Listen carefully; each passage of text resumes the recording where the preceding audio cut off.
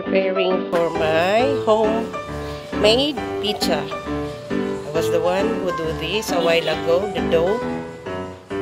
Para makatipid, so ako lang mismo ang gumawa ng homemade pizza.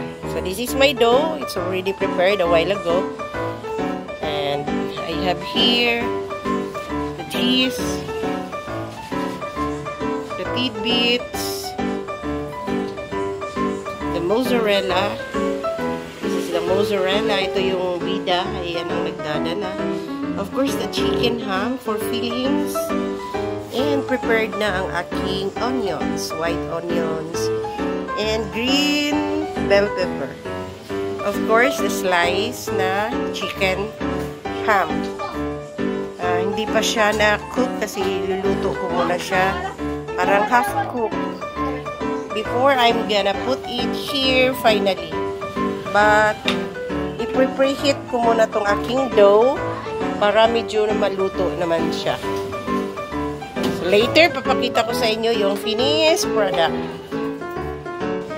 So, yun mga ka-wonder, it's time for us to do the fillings. Maglalagay na tayo ng filling sa ating pizza. So, nailagay ko na ang ketchup, nailagay ko na yung mozzarella, na yan ang bida sa ating pizza kasi without mozzarella, hindi masyadong masarap ang ating pizza. Dahil yan yung nagpapa-cheesy.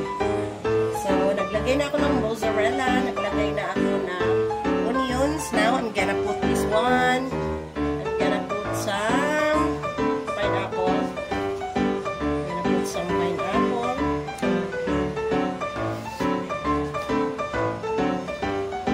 Gamihan natin kasi ito masarap din to eh.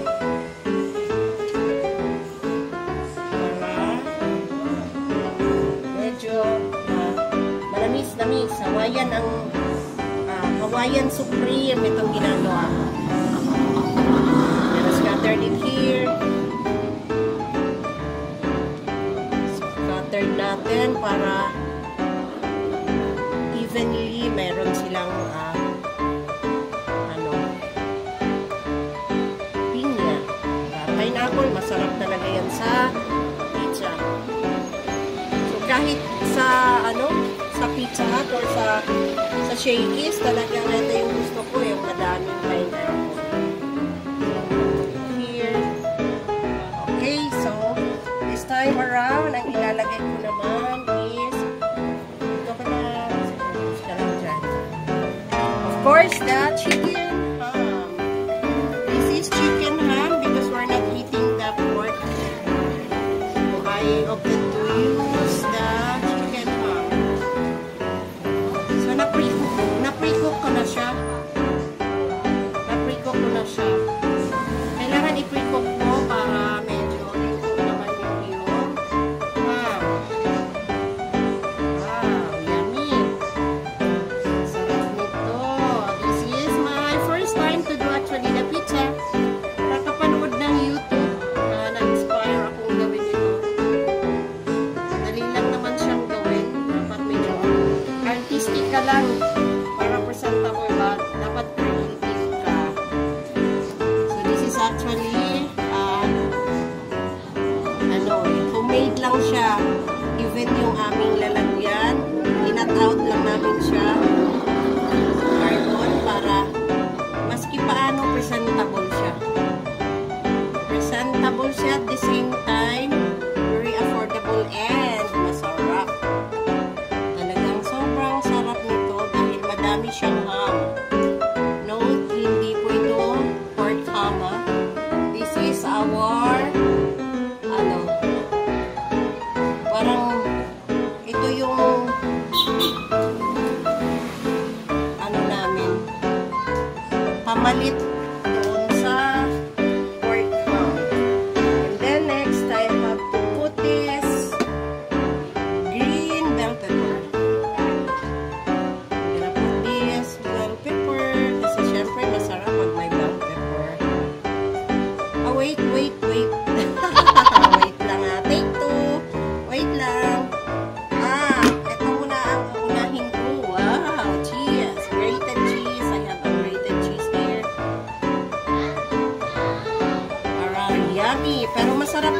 alam mo, kahit wala namang grated cheese eh, kasi mayroon na tayong mozzarella.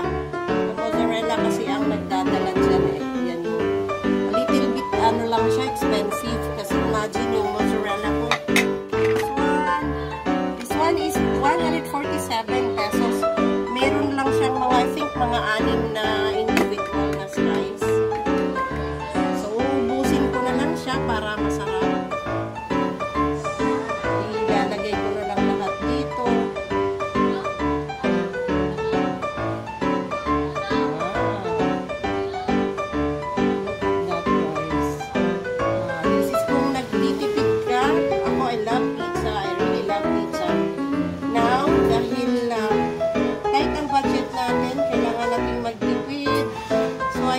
To use it, how to do it,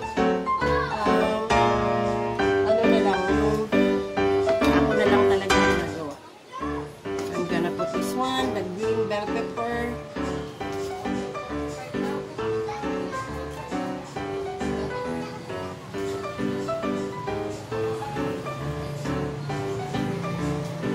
Later naman, pag nag-melt na yan, makikita na natin yung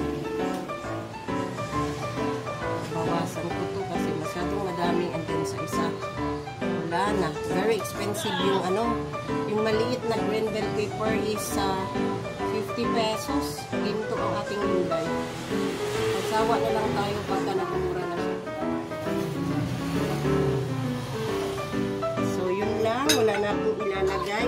And then lalagyan ko siya ulit. Ubusin ko na dito yung mozzarella. Ubusin ko na siya para masarap dahil madami siyang mozzarella. Ito kasi yung nagdadala ng ito yung cheese na kung saan is talagang yung bang nasa katulad sa Pizza Hut na lumalaban.